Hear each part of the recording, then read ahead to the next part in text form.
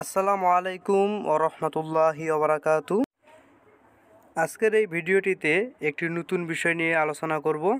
আজকের আলোচনার বিষয় হচ্ছে 2023-24 শিক্ষাবর্ষে প্রথম বর্ষ স্নাতক শ্রেণীর ভর্তি কার্যক্রমে প্রথম রিলিজ স্লিপে অনলাইন আবেদন সম্পর্কিত।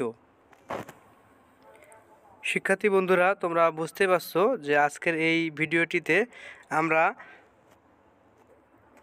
অনার্সের প্রকাশিত প্রথম রিলিজ স্লিপ নিয়ে আলোচনা করব। তো এই জন্য অবশ্যই আমাদেরকে নোটিশটি এক নজরে পড়ে নিতে হবে।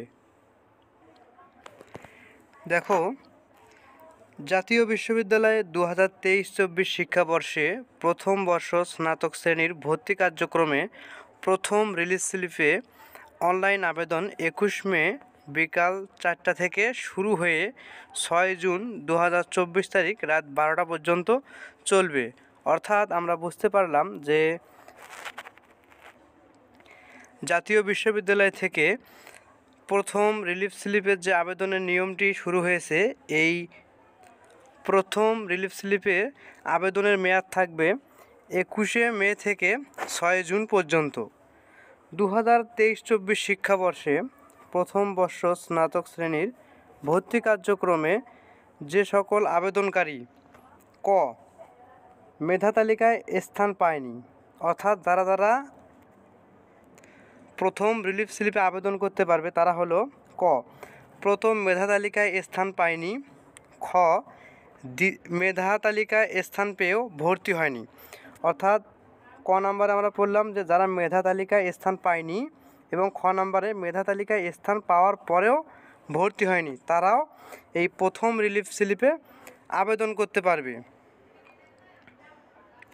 গ নম্বরে প্রথম দ্বিতীয় কোটার মেধা তালিকায় ভর্তি হয়ে পরবর্তীতে ভর্তি বাতিল করেছে সে সকল আবেদনকারীকে মেধা তালিকায় স্থান পেতে অবশ্যই প্রথম রিলিজ স্লিপে আবেদন করতে হবে। অর্থাৎ আমরা বুঝতে পারলাম যে কারা কারা এই আবেদনটি করতে পারবে।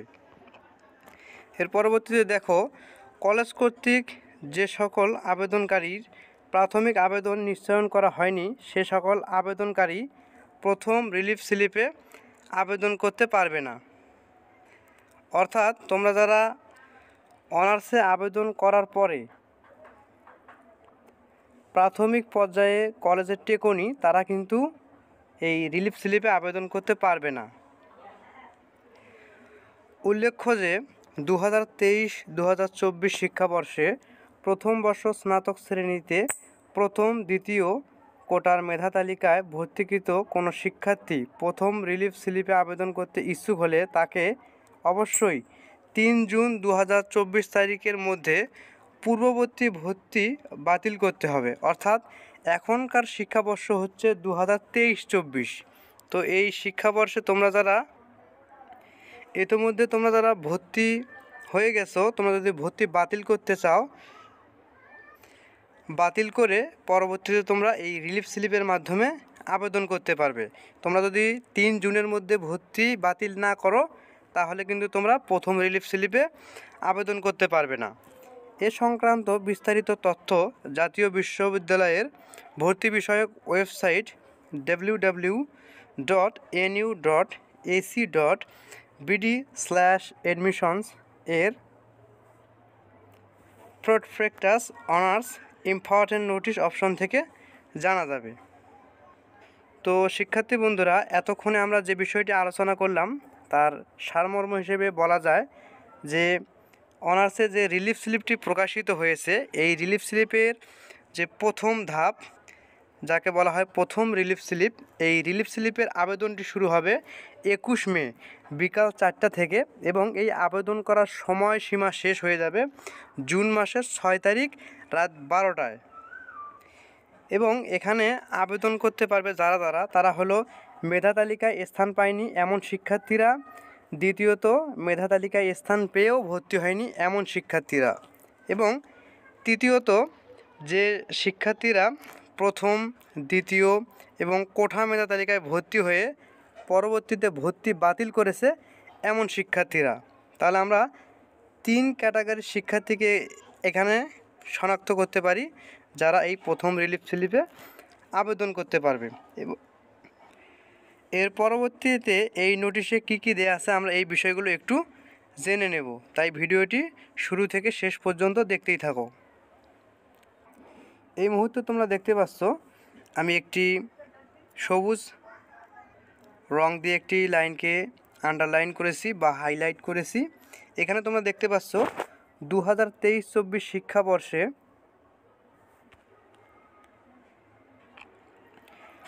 প্রথম বর্ষ স্নাতক ভর্তি কার্যক্রমে প্রথম রিলিফ স্লিপে অনলাইন আবেদন নিম্নোক্ত কর্মসূচি অনুযায়ী সম্পন্ন করতে হবে। অর্থাৎ তোমরা যে অনলাইনে আবেদনটি করবে প্রথম রিলিফ স্লিপে, এই আবেদনটি কিভাবে সম্পূর্ণ হবে এবং কোন কোন তারিখের মধ্যে এই প্রত্যেকটি প্রক্রিয়া শেষ হবে, তার প্রত্যেকটি বিষয় নিয়ে আমরা এখন আলোচনা করব। দেখো, 1 নম্বরে দেয়া আছে 2023-2024 শিক্ষাবর্ষে প্রথম বর্ষ স্নাতক শ্রেণীর ভর্তি কার্যক্রমে প্রথম রিলিজ স্লিপে আবেদনের তারিখ। ক, রিলিফ স্লিপে আবেদনের জন্য আবেদনকারীকে ভর্তি বিষয়ক ওয়েবসাইটের অ্যাপ্লিকেন্ট লগ ইন অপশনে অনার্স লগ ইন লিঙ্কে গিয়ে সঠিক রোল নম্বর ও পিন এন্ট্রি দিতে হবে। এক্ষেত্রে আবেদনকারীর নাম ও অন্যান্য তথ্যসহ রিলিফ স্লিপের আবেদন ফর্ম ওয়েবসাইটে প্রদর্শিত হবে।